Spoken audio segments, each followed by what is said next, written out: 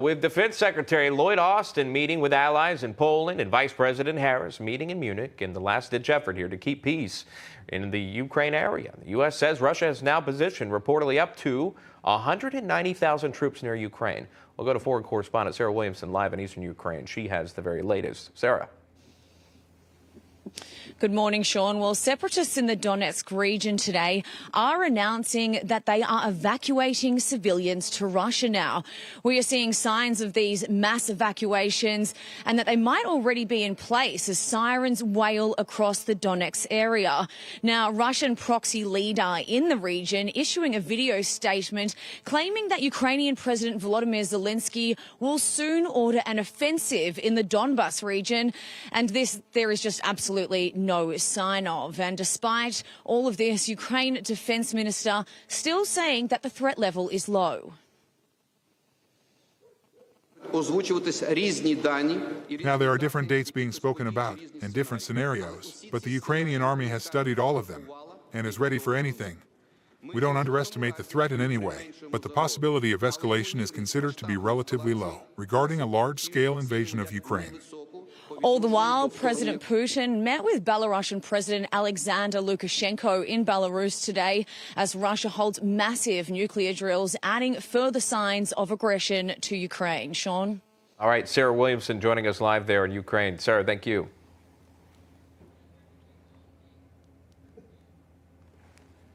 All right, again, we're continuing to follow that story with Russia, Ukraine. Again, President Biden cut his visit short. As we know, he visited Ohio yesterday to tout his Build Back Better plan, but cut that one short against Russia, Ukraine, and what's happening there. Defense Secretary Lloyd Austin recently spoke as well. Here's that.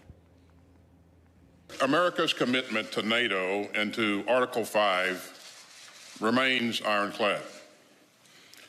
As President Biden said a couple of days ago, we will, if we must, defend every inch of NATO territory.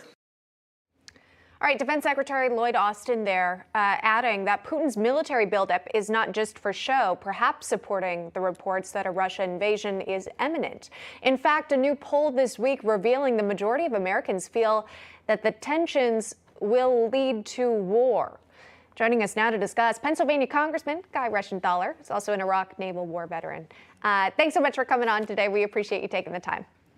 Thanks, Emma. Always enjoy it. You got it. All right. So some breaking news this morning here that we've been following. We are just trying to keep the latest as to what's going on. The Kremlin launching ballistic missiles drills, apparently, that will be overseen by Putin himself, going to test the reliability of strategic nuclear capability. Now, this sounds kind of frightening to your average listener here. What do you make of this?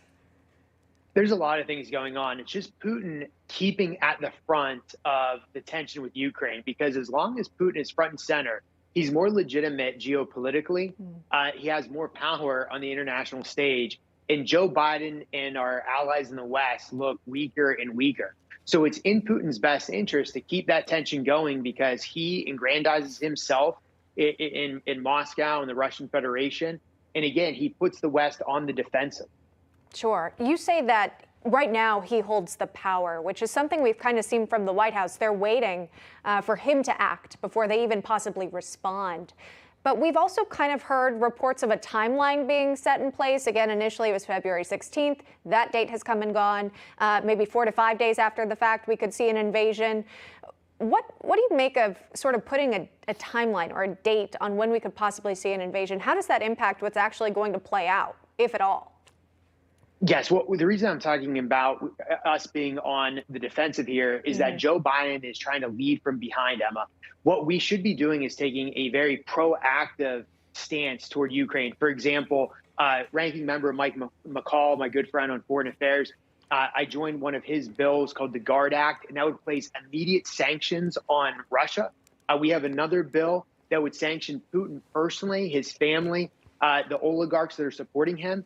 We need to take immediate actions now, diplomatically, to put Putin on the defensive. Right now, when Joe Biden leads from behind, Putin is in control.